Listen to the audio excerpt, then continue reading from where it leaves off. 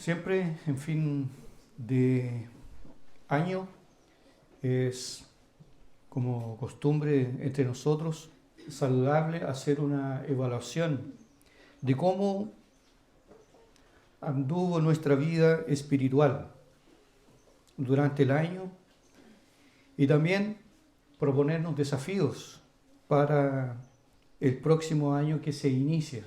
Eso siempre es bueno, es saludable. Y para meditar en algunos objetivos que nosotros podemos alcanzar en este próximo año, es muy bueno considerar lo que nos enseña la palabra del Señor, lo que la palabra de Dios nos muestra. Y en el día de hoy, de forma especial, me gustaría que pudiéramos considerar algunos aspectos de la vida del rey Josías, que no hay duda que hizo una gran obra, una gran reforma, e incluso eso redundó en un avivamiento, en un día o en tiempos muy difíciles en el reino de Judá. Encontraremos en la vida de Josías 5 virtudes. Vamos a observar 5 virtudes que serán de gran ayuda espiritual para los que estamos hoy aquí presentes y los que también nos escucharán por internet en las grabaciones y no han podido venir hoy. El rey Josías, como ustedes ya pueden ver, él fue un rey del reino de Judá, cuando el reino ya estaba dividido. El Reino Unido tuvo a Saúl, tuvo a David y tuvo a Salomón.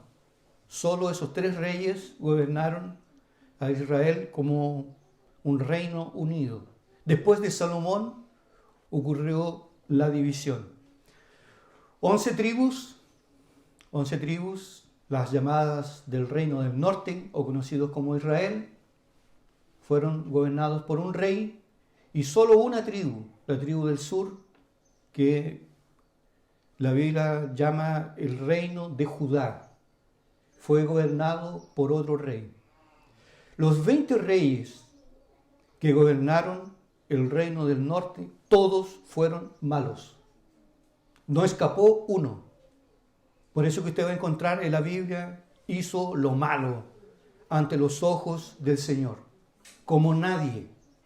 Hizo peor que Jeroboam. Y del reino del sur, solamente de 20 reyes que tuvo, solamente 7 hicieron lo correcto. Pero de esos 7 reyes, los que merecen nuestra atención es el rey Ezequías y, de una manera especial, el rey Josías. Ambos reinos fueron exiliados. El norte por los asirios y 50 años después el reino de Judá también fue llevado al exilio. El rey Josías vivió o reinó más o menos unos 600 años antes de la venida de nuestro Señor Jesucristo.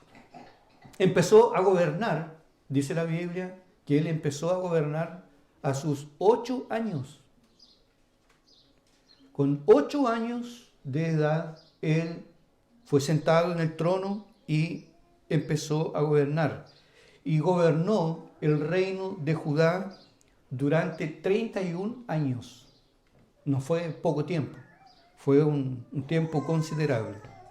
Fue el 7º rey que hizo la voluntad de Dios. Durante su gobierno tuvo un consejero que lo ayudó muchísimo, el sacerdote Hilcías. El sacerdote Hilcías, como él era todavía aún un muchacho, fue el responsable por aconsejarlo. Empezó a gobernar a sus 8 años y a los 16 años de edad, tuvo un profundo encuentro con Dios, que la Biblia realza de una manera especial, porque no fue solo una conversión, fue una conversión profunda, muy profunda. Dice la Biblia que él se volcó hacia Dios con todo su corazón, con toda su alma, y nadie como él buscó a Dios. Y a pesar de que el juicio de Dios ya había sido decretado contra el reino de Judá, Dios le dijo: pero todo el mal que yo traeré no lo verás tú, te irás a la sepultura en paz. Y por causa de su conversión profunda, porque dice el texto que su corazón se enterneció, se humilló delante de Jehová, rasgó sus vestidos y lloró delante de Dios profusamente, como reacción al oír lo que decía el libro de la ley. Por causa de su conversión, él fue llevado por el propio Espíritu de Dios a realizar una profunda reforma en el reino. El reino de Judá lamentablemente siguió los pasos del reino del norte. No la sabiduría, por lo menos la sabiduría práctica, manda que uno aprenda de los errores de los otros, ¿no es verdad? Y para que uno de ellos se esquive. Pero el reino del sur de Judá no observó lo que el juicio que Dios había derramado contra el reino del norte y siguieron por el mismo camino. Por el mismo camino. Sin embargo, a pesar de toda la hecatombe espiritual en la cual vivía Judá, este rey joven, él hizo una reforma. En otras palabras, nosotros lo podríamos parafrasear de la siguiente forma: si mi padre hizo el mal y todos los otros reyes hicieron el mal y después de mí otros sigan haciendo el mal, yo no estoy obligado a hacer el mal. Yo voy a romper con eso y yo voy a hacer la voluntad de Dios. Y él hizo una reforma como nadie, incluso superando al propio rey Ezequías, que fue otro grande antes de él. Por lo menos Josías hizo 5 cosas durante sus 31 años de gobierno. Primero, como medida inmediata, él decidió extirpar la idolatría en Judá e incluso él subió al reino del norte, que no le correspondía. Él limpió el reino de Judá y limpió al pueblo de la idolatría e incluso más allá de sus límites. Debemos recordar que la idolatría en aquellos días era, como siempre ha sido, la idolatría es el pecado que más enfurece a Dios.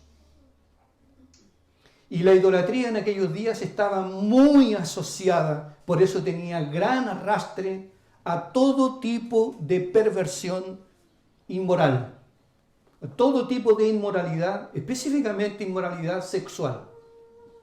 Por eso usted va a encontrar varias veces en la Biblia los lugares altos, que hubieron buenos reyes, pero los lugares altos no fueron quitados, no fueron sacados, porque allí habían ídolos abominables. Por ejemplo, la propia imagen de este dios Acera. que era literalmente un culto a la inmoralidad. Una mujer semidesnuda, del torso hacia arriba. Y él se propuso entonces extirpar la idolatría y darle muerte a todos aquellos que practicaban la idolatría, en este caso los cabecillas. También, obviamente, hermanos, esto es, una cosa sigue a la otra.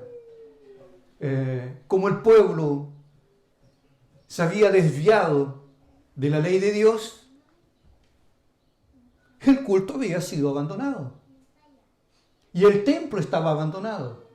Y él decidió, luego, él buscó la manera para restaurar el templo y restaurar el culto. Mientras él dispuso todos los recursos económicos para remodelar y embellecer el templo, dice la palabra que el sacerdote Hilcías, eso nos hace pensar que el templo estaba prácticamente completamente abandonado, lleno de telas de araña, probablemente. Y dice que entre todos esos escombros, cuando empezaron a limpiar el templo, fue encontrado el profeta, el sacerdote Hilcías, encontró un libro y lo abrió y percibió que era el libro de la ley. Y este libro de la ley, él lo llevó al rey Josías y lo leyó, se lo leyó. Y cuando él escuchó lo que decía el libro de la ley, él ahí literalmente rompió con el pecado y se sumergió en el ser de Dios. Y convencido de aquello, decidió hacer una reforma profunda. En cuarto lugar, él, al oír el libro de la ley, cuando el sacerdote Hilcías le leyó el libro de la ley, que según los estudiosos dicen que era una parte del texto de Deuteronomio, capítulo 28 al 30 aproximadamente. Sabemos nosotros que toda la Biblia es la palabra de Dios, ¿verdad? Y que no hay palabra que sea más débil una que otra.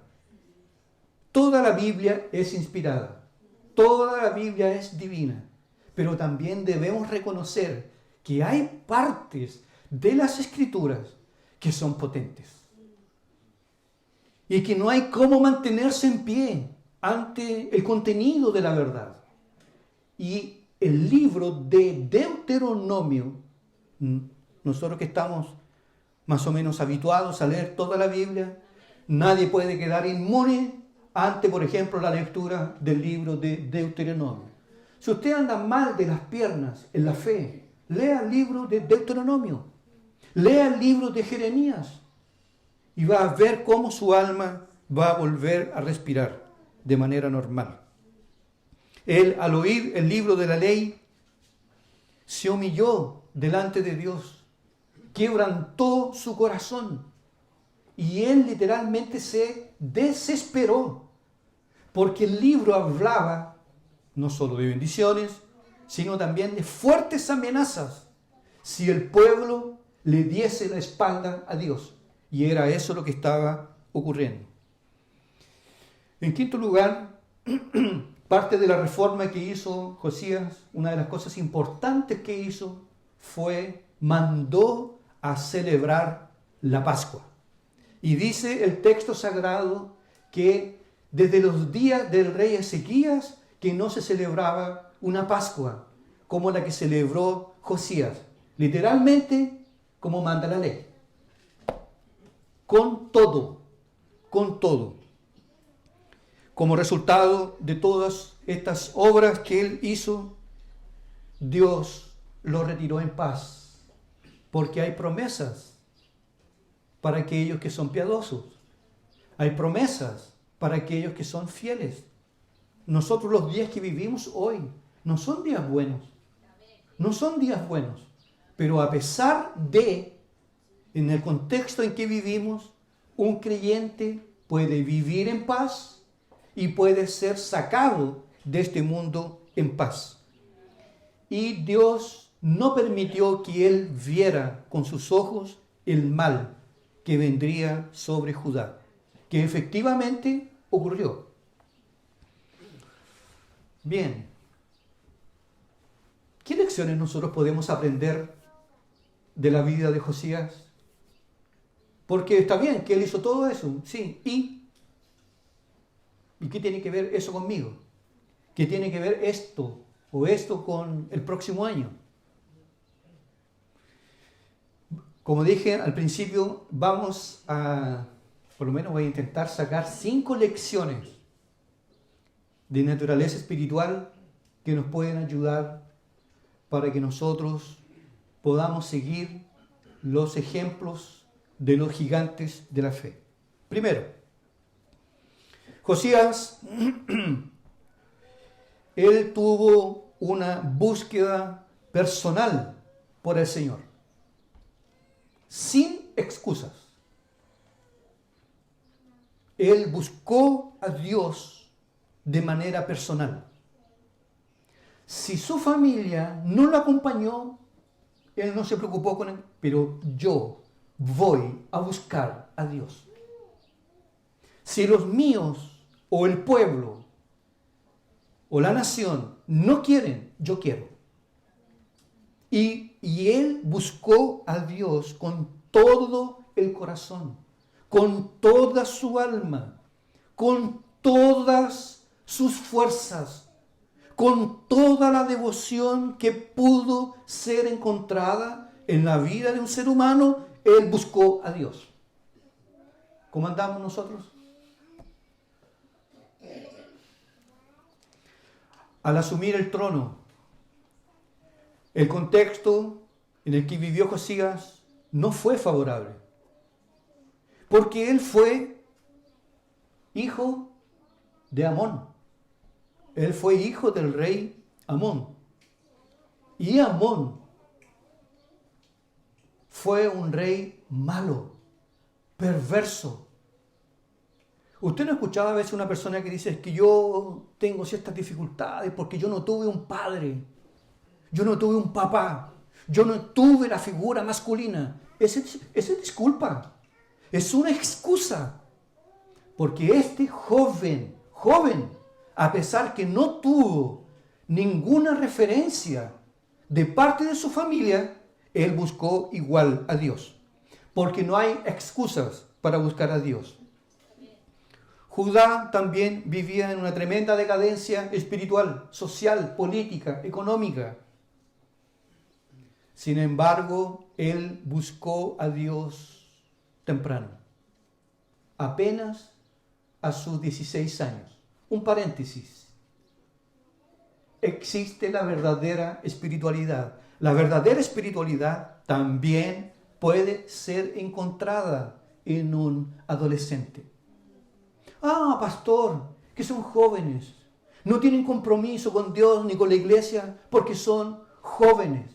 Y como que se asocia la juventud, la vida joven, a fracaso espiritual.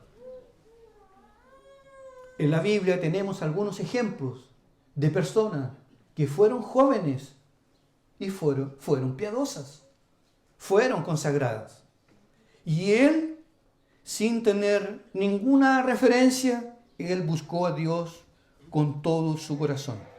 Y esto es lo que nosotros lo primero que podemos aprender.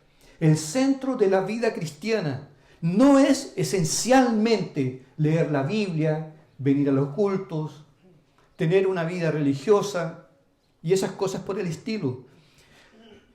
El centro de la vida cristiana es buscar a Dios con todo el corazón, con toda el alma, con toda la mente, con todas nuestras fuerzas. Dios debe ser nuestra prioridad. Pero lamentablemente no lo es. Por lo menos las evidencias así lo prueban. Porque si usted ve así, que en la parte exterior de lo que se ve de Josías, fue un hombre espiritual, fue un joven consagrado a Dios, y cada paso que daba, lo daba en temor, lo daba con convicción. Usted se dará cuenta que eso que es visible se debe a una vida secreta, a un caminar con Dios. Por eso el centro de la vida cristiana es buscar a Dios con todo el corazón. Y no hay excusas para no hacerlo. Es que no tengo salud, es que estoy viejo. No, es que yo soy muy joven. Las luces del mundo como que me encandilan. No hay excusas para no buscar a Dios. Y si nosotros queremos ser verdaderamente felices, lo mejor que podemos hacer es buscar a Dios con todo el corazón. Amén. En segundo lugar, Josías emprendió una agresiva batalla contra el pecado. En este caso, la idolatría. Habían cultos establecidos. La idolatría ya había sido, no era un rumor. Se habla, se rumorea que en ciertos cerros están haciendo cultos a Astarot, a Moloch, a Baal. No era una sospecha, era algo real, era algo efectivo. La idolatría se había instalado, cosa que Dios siempre exigió. Fidelidad. No tendrás otros dioses delante de mí. No tendrás, no harás como lo hacen los demás pueblos que habitan en Canaán. Era como si Dios le hubiese dicho al pueblo, háganlo ustedes, imítenlos. El pueblo de Israel fue un pueblo idólatra. Las tablas de la ley todavía estaban en las manos de Moisés. ¿Y qué estaba ocurriendo abajo? Una fiesta, un desenfreno moral. Y el propio Aarón dijo así, no, lo que pasó es que ya ese becerro, no, es que la gente metieron los aros, las cadenas de oro, yo los tiré al fuego y salió este animal. La idolatría ya estaba en el ADN del pueblo, pero Josías se empeñó en erradicar con fuerza la idolatría. Quebró las estatuas, hizo pebre.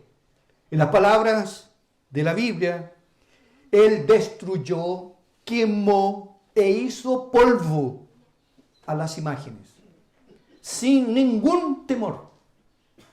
Sin ningún temor, porque, hermanos, Dios hay solo uno.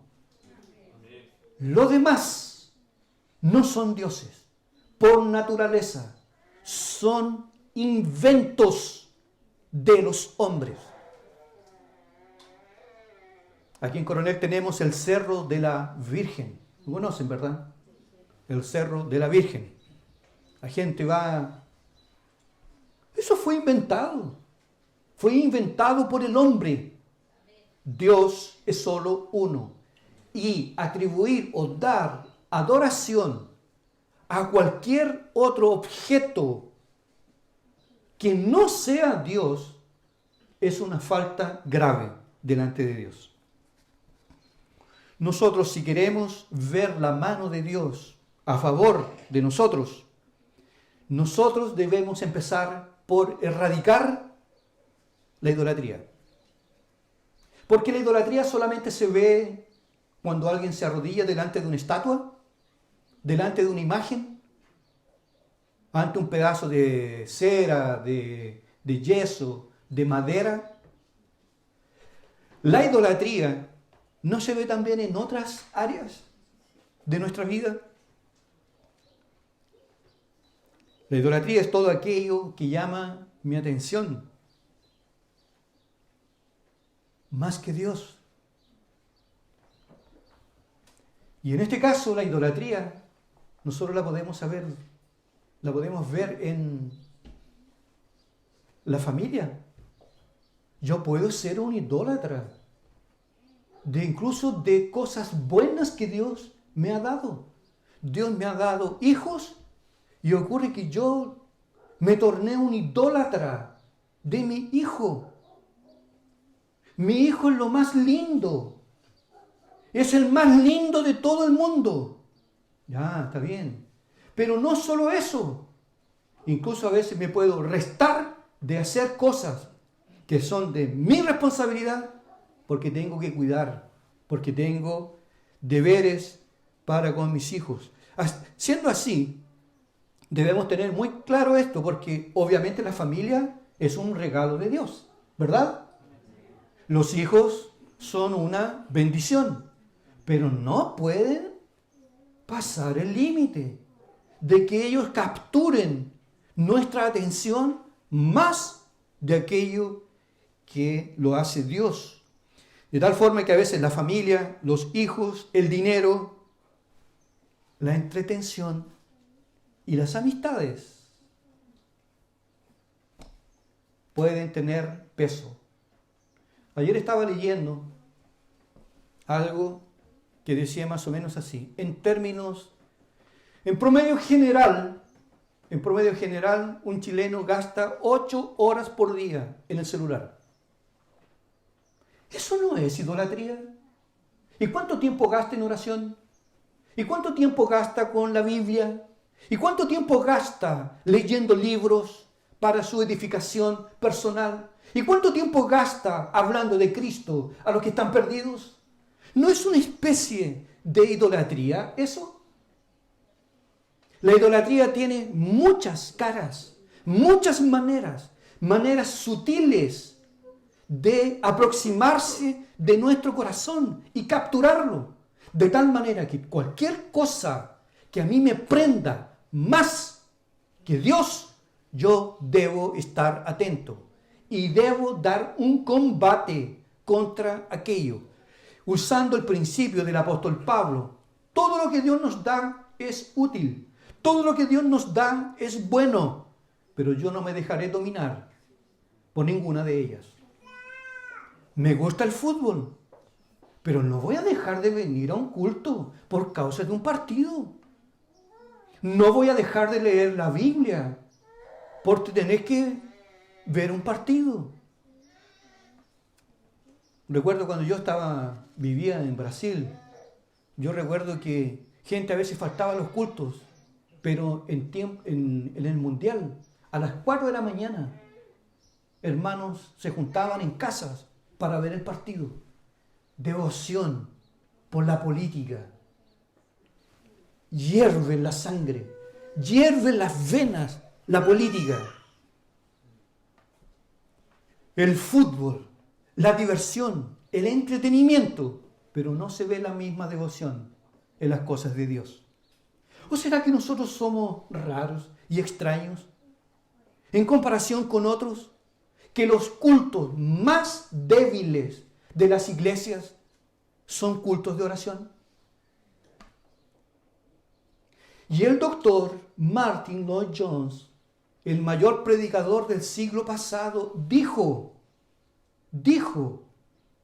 las 2 reuniones más potentes que yo participé en mi vida fueron 2 reuniones de oración. Por lo mismo hay que colocar atención a la idolatría en sus diversas manifestaciones. Porque no solo católicos son idólatras, los evangélicos también llevan el alma católica dentro. ¿No está el pastor? No voy. No está, el culto estuvo débil hoy. El culto estuvo ahí nomás. No, porque faltaron las personas. ¿Y las personas hacen la calidad del culto? ¿O lo hace la presencia de Dios?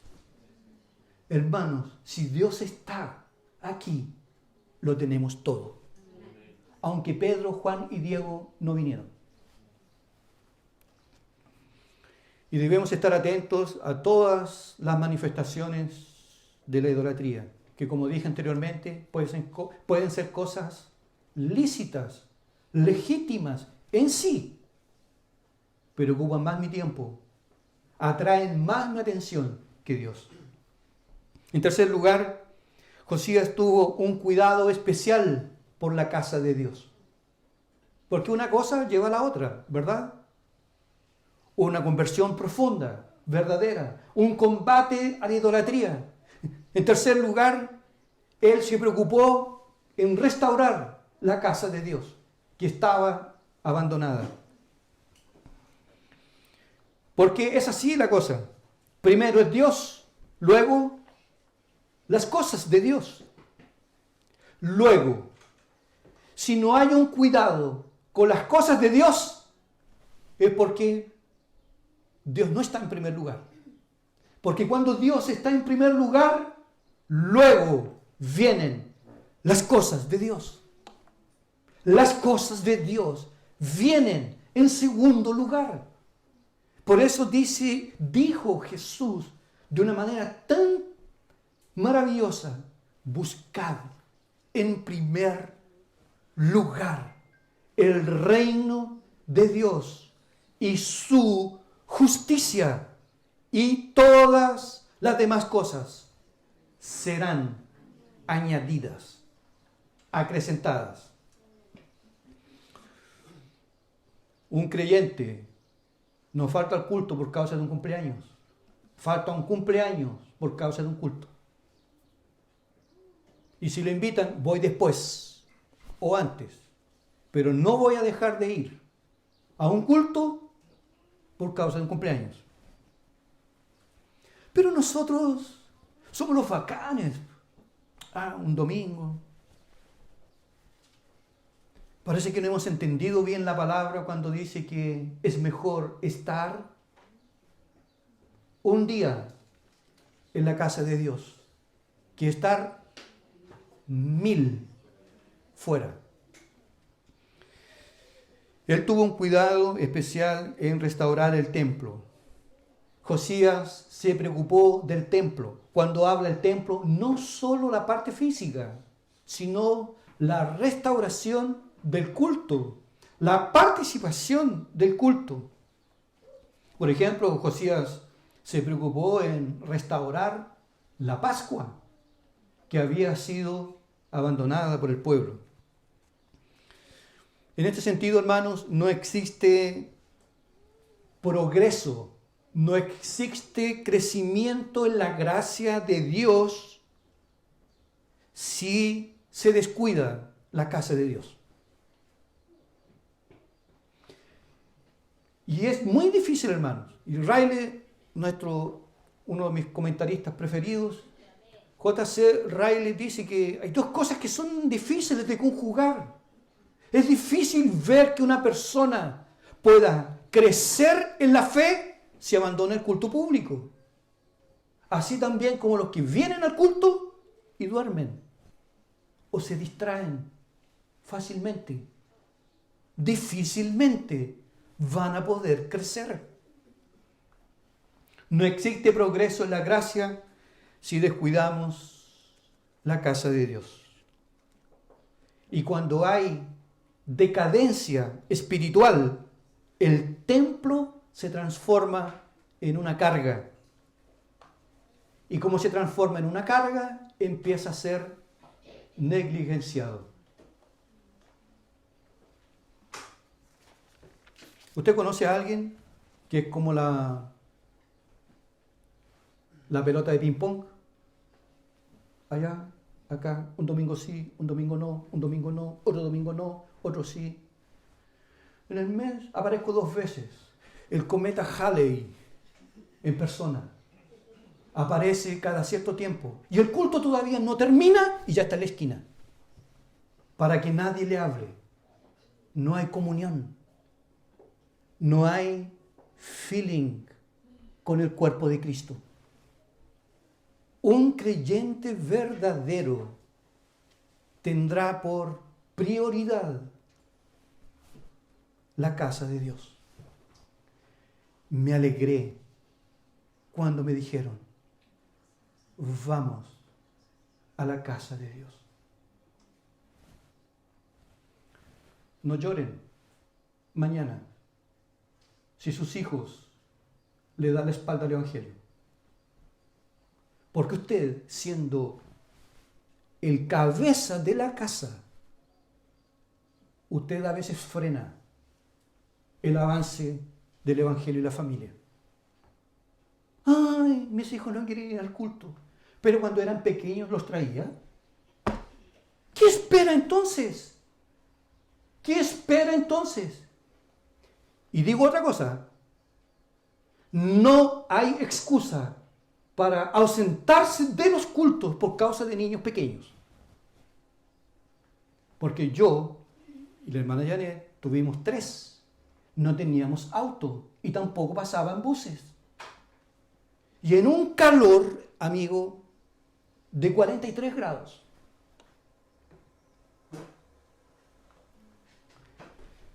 El cristiano es alguien que dice, se viene el domingo. A mí ya nadie me invita un día domingo a un cumpleaños en mi familia, porque saben que no voy. No voy a cambiar un culto. Yo voy el otro día, o un día antes puede ser. El templo es algo especial para nosotros. El pastor Sugiel Michelin, lo conoce, ¿verdad? ¿Lo conoce? Ya, esta frase es de él. Él dice así, si tú no tienes preocupación por la iglesia, si tu corazón no late junto con el corazón de la iglesia, si las victorias de la iglesia no son tu gozo, si las derrotas de la iglesia no son tu tristeza, te puedo decir por la palabra de Dios que tu corazón tampoco late por Cristo, porque la iglesia es el cuerpo de Cristo. Yo amo mi iglesia. Yo amo mi iglesia, porque la iglesia es el cuerpo de Cristo. No es una iglesia perfecta, ¿verdad? No lo es, pero es la novia del Cordero. Y no existe esta cosa de yo quiero al novio, pero no me gusta la novia. Si usted quiere al novio, quiere a la novia. Nadie puede querer a un cuerpo decapitado. Yo quiero solo la cabeza, porque la cabeza no decepciona. El cuerpo, somos el cuerpo de Cristo. Josías puso sus ojos sobre el templo. El templo es la casa de Dios. Hay que cuidarla. Así también nosotros. Entonces yo le pregunto rápidamente, ¿usted ama estar en el templo? Amén. ¿Usted ama estar en el templo? Amén. ¿Usted recuerda el consejo que le dio el escritor de los Hebreos a sus oyentes? Hebreos 10, 25. No dejando de congregaros. ¿Cómo? Algunos tienen por costumbre. Dios nos libre de acostumbrarnos a abandonar la casa de Dios. Y la casa de Dios es para algunos como las luces del árbol de Navidad. Un domingo, 2 no. Nunca vas a poder crecer. No vas a poder crecer. Ay, que estoy cansado. ¿Y yo no estoy cansado? ¿Y los músicos no están cansados? ¿Y los diáconos no están cansados? Aquí estamos todos cansados. Es que tengo hambre. Yo también. Todos tenemos hambre. No hay excusa. Es que tengo un hijo. Tengo 2 hijos. Susana Wesley tenía 19. El pastor Gabriel quedaba humillado. 7. 19. Y Susana decía, yo no puedo dejar de orar 2 horas con 19 hijos. Pero la historia nos enseña que nada nos enseña. Parece que no aprendemos con los buenos ejemplos. No olvide que, ¿dónde fue curado Asaf? ¿Dónde fue curado Asaf del mal asmático que lo aquejaba? ¿O el mal del burro? El mal del burro es la envidia. Yo me consagro, yo busco a Dios, y los malos crecen, prosperan, avanzan. Parece que es inútil consagrarse, porque esto a los malos no les pasa nada, y el justo sufre. A eso se le llama el mal asmático, pero él dice que fue curado, que fue restaurado. ¿Cuándo? ¿Dónde? Cuando entré en el santuario.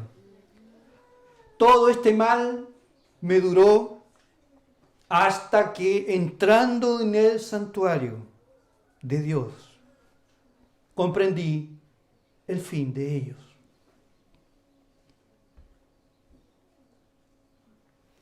Aquí hay algo mágico, sin haber ninguna magia.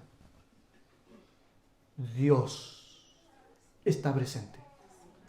Y eso lo olvidó Ananías, Zafira, Nadab y Abiú. El problema de Ananías y Zafira no fue la mentira en sí. Olvidaron que en la iglesia Dios está presente. Y eso me causa un dolor profundo en mis entrañas, porque quisiera no subir aquí, por lo que implica, porque bien que podría caer muerto, porque no peco yo, no soy débil yo, y Dios está aquí. Todo es por gracia y por misericordia. No abandone la casa de Dios. Además, y que no salga de aquí, hermanos, por favor, nuestros queridos hermanos pentecostales, incluso algunos de nosotros mismos, cuando éramos pete, como le llamábamos, de lunes a lunes, cultos, ¿verdad? De lunes a lunes, culto de oración, culto de mujeres, reunión de oración, oración de 12, cadenas de oración, reunión de mujeres, unión femenil, todo. Pero ahora que soy reformado, 1, 2 cultos, y más encima puedo faltar, y eso implica 2 semanas. Corrija eso. Y usted, que es el cabeza de su hogar, póngase las pilas, porque es usted el que tira el carro. Es usted a quien se le va a pedir cuentas por los que usted tuvo en su hogar y no los trajo. Hay una época en que no se puede traer más a los hijos si no quieren. Usted los va a traer amarrados, con la cara de cafetera. No puede. Pero mientras estén bajo mi tutela, me acompañan. Porque yo voy a dar cuentas. Y si fracasan ellos, yo tendré por lo menos un trago de paz de decir, Señor, yo hice mi trabajo. Yo los llevé. Yo les enseñé. Yo oré con ellos. Yo los discipulé. Los llevé a la casa del Señor. Para ir terminando, Josías tuvo en alta estima el libro de la ley. El libro de la ley estaba perdido. ¿Dónde? ¿En Asiria? ¿En Babilonia? ¿En el pueblo? ¿En el templo? ¿Cómo es posible eso? Que la Biblia esté perdida en el templo. Pero la Biblia, el libro de la ley, fue hallado, fue leído y él reaccionó. ¿Cómo tiene que reaccionar un pecador? Porque las amenazas de la Biblia no son bromas. No son bromas. Esto es serio. Nosotros, ¿a usted no le tiemblan las piernas cuando usted lee que vamos a tener que comparecer ante el tribunal de Cristo y dar cuentas a Dios por todo lo que hicimos y lo que no hicimos y teníamos que haber hecho? Él tembló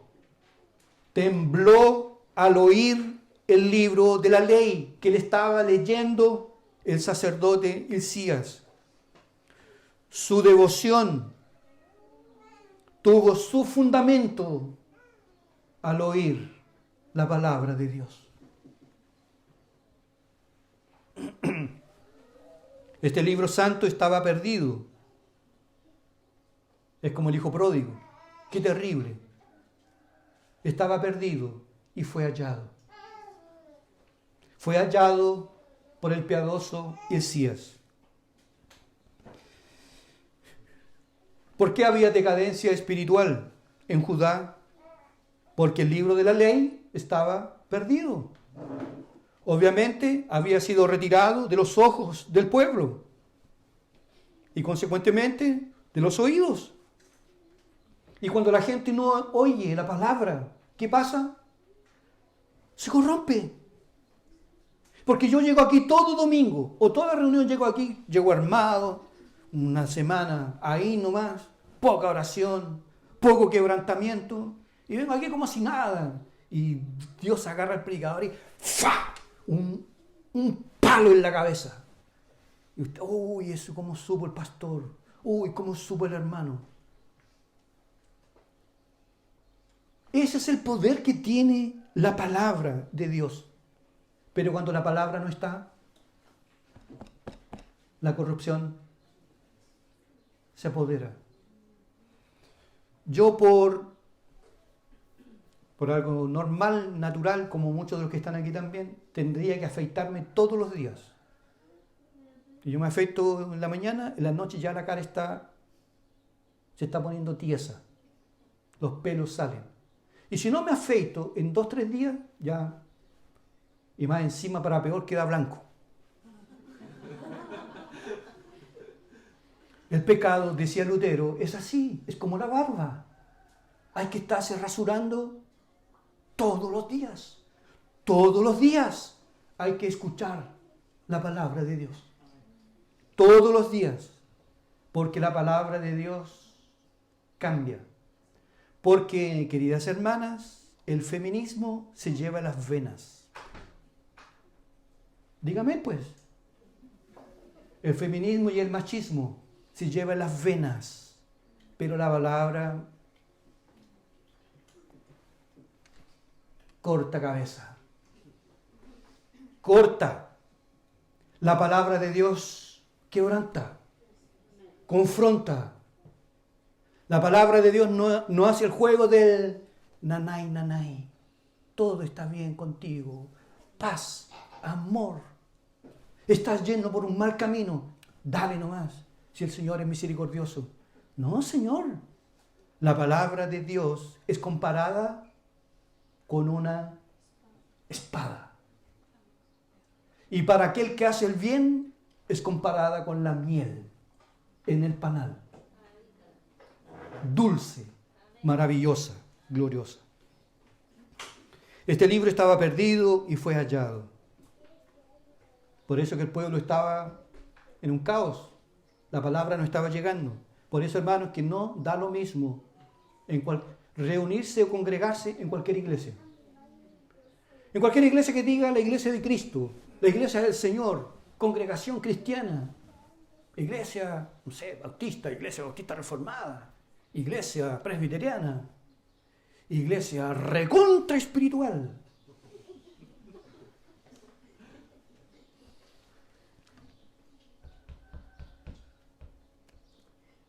Si no es predicada la palabra,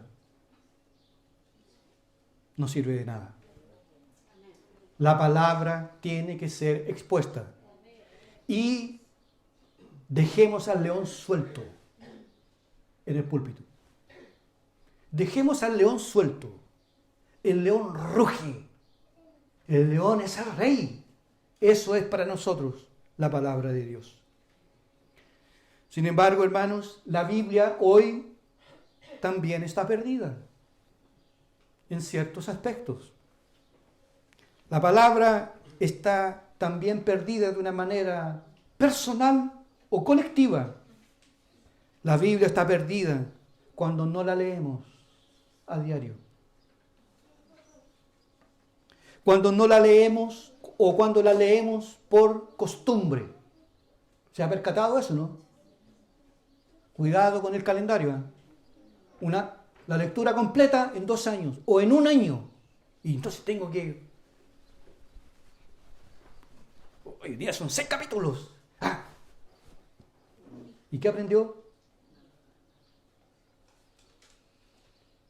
La Biblia es como hacer una biopsia a un cuerpo, no una autopsia. Porque la autopsia, el médico va ahí, no dice, uy, aquí hay una arteria, aquí hay una vena. Entonces, con cuidado. Él va ahí, con así un cuchillo, va ahí, pero la biopsia no, porque el cuerpo está vivo. El paciente va a sentir dolor. ¿Qué hace usted con la Biblia? ¿Una autopsia o una biopsia? El libro es vivo, el libro es santo. Y si lo leemos por mera costumbre, podemos perder la eficacia del libro. El libro también es perdido cuando los predicadores no hacen de este libro, su principal ocupación. O cuando la Biblia se pierde, cuando la iglesia no valora la predicación pública. El libro fue hallado, fue leído y hubo reacción. Así tenemos que ser nosotros. Reaccionar a lo que se nos dice. Así que si la Biblia, la predicación, nos da, como nosotros decimos en nuestro lenguaje, nos da un John Piper,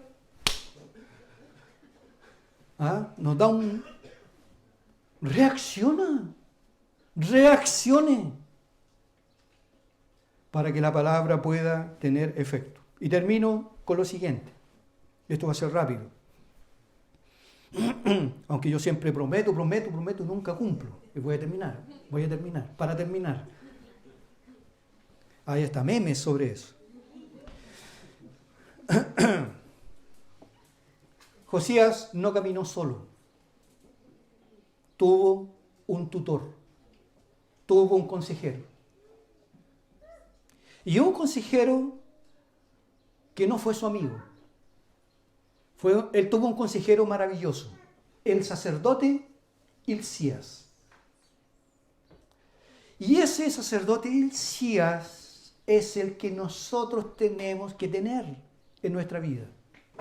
O usted es capo, que no necesita ayuda, no necesita orientación, no necesita consejería.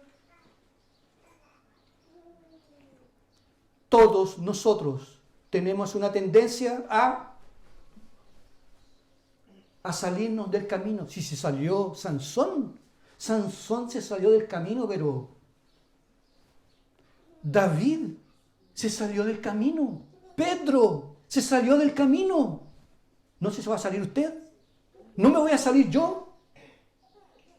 Necesitamos un consejero o una consejera que nos ayude. A eso, en las palabras de hoy, le llamamos el discipulado cristiano. Alguien que esté por sobre mí, que me ayude, que me aconseje, que me oriente, que me agarre por el cuello y me apriete contra la pared. ¿Qué te pasa? ¿Qué te pasa? Tú estás jugando a ser cristiano. Mira, 2 domingos sin venir a un culto. Y nada. Y llegas aquí como si no, aquí no ha pasado nada. Uy, tan frío que está el culto. La predicación hoy día estuvo aburrida. Necesitas un consejero que te agarre por el cuello y te sacuda. Y te dé unos buenos sacudones. Nadie es tan fuerte que no necesite orientación. Recuerdo unos años atrás, cuando la iglesia estaba empezando, había un joven que se había enamorado de otra mujer de la iglesia, pero no le fue bien y la perdió. Pero él me decía, y lloraba y me decía, no, pero yo la voy a conquistar, la voy a conquistar, la voy a conquistar. Le decía, amigo, olvídate.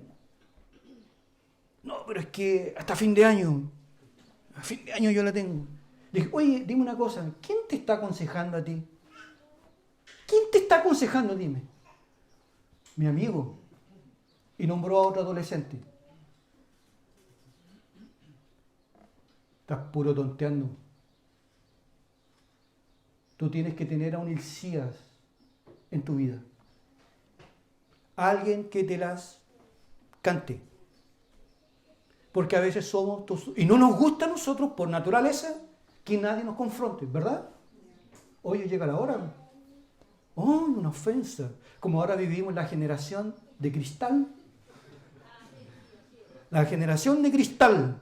Uno como pastor tiene que estar. Hace 3 domingos que no te veo, ¿no? Señor, ¿hasta cuándo?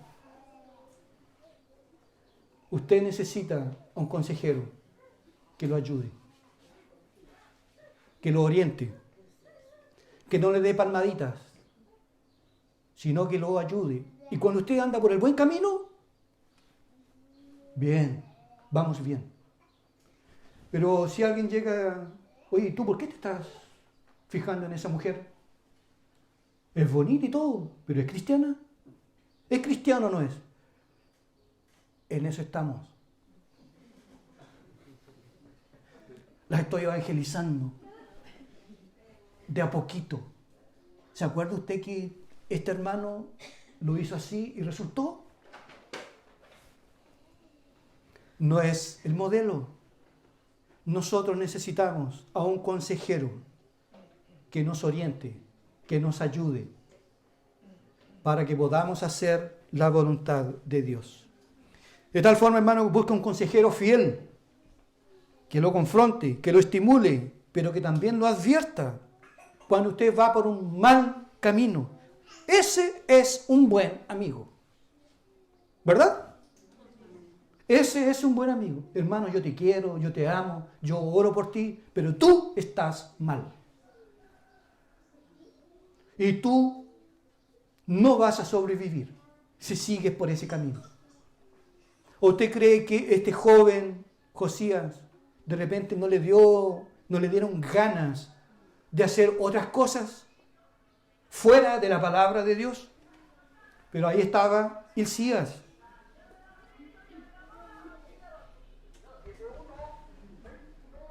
Ahí estaba Hilcías, que lo ayudó. Hilcías hoy se llama pastor, se llama diácono, se llama anciano. Pide ayuda, porque no es fácil la vida cristiana. Pero Dios soberanamente nos ha dado hermanos en los cuales podemos encontrar ayuda. Deseo, hermanos, sinceramente, que este año sea mejor. Hemos tenido bendiciones, pero también tragos amargos. Pero con Cristo todo es posible. El próximo año, este año, fue el año del amor.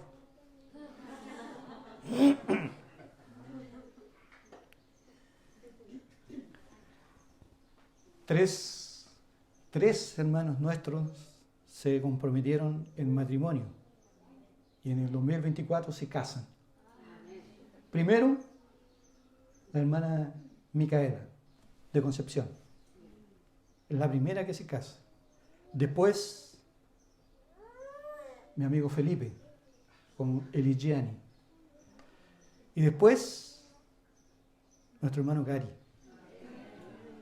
nuestra hermana Romina de Toro. Nos alegramos muchísimo.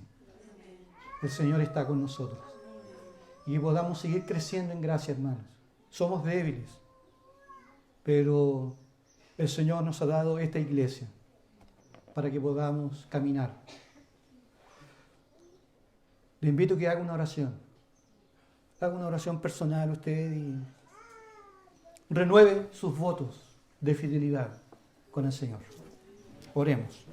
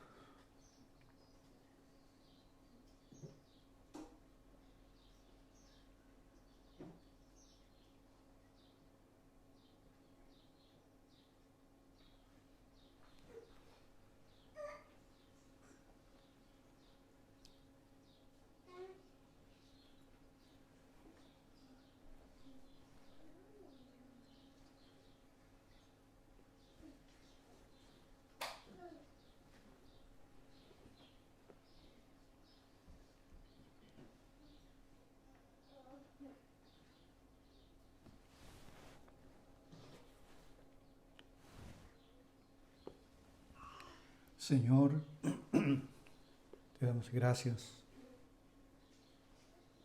por tu presencia aquí con nosotros. Sabemos que tú estás aquí, Señor, y que tú escudriñas la mente y el corazón. Te pedimos, Señor, por medio de Cristo, que perdones todos nuestros pecados, todas nuestras iniquidades, las perdones, Señor, y que nos ayudes a seguir firmes en este camino para la gloria de tu nombre.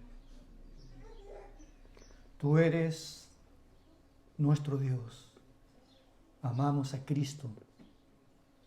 Amamos tu Espíritu Santo. Te pedimos, Señor, que tú nos visites poderosamente, que nos des un corazón fervoroso, convertido, un corazón transformado,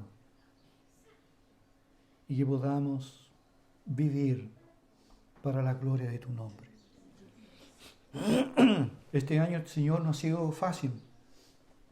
Bueno, a muchos de nosotros no ha sido fácil. Pero con tu ayuda hemos podido superar las dificultades, Señor. Consuela a tu pueblo, a los que sufren, a los que han pasado por duras pruebas. Fortalece, Señor, y derrama de tu gracia sobre todos nosotros. Te pido, Señor, que nos fortalezcas y nos mantengas firmes, Señor, contra los ataques de nuestro principal adversario. Como Josías, danos un corazón quebrantado, un corazón humilde y contrito. No despreciarás tú, oh Dios. Danos un corazón quebrantado para amarte a ti y para vivir para la gloria de tu nombre. Pedimos tu santa bendición, Señor, en el nombre glorioso de Jesús. Amén.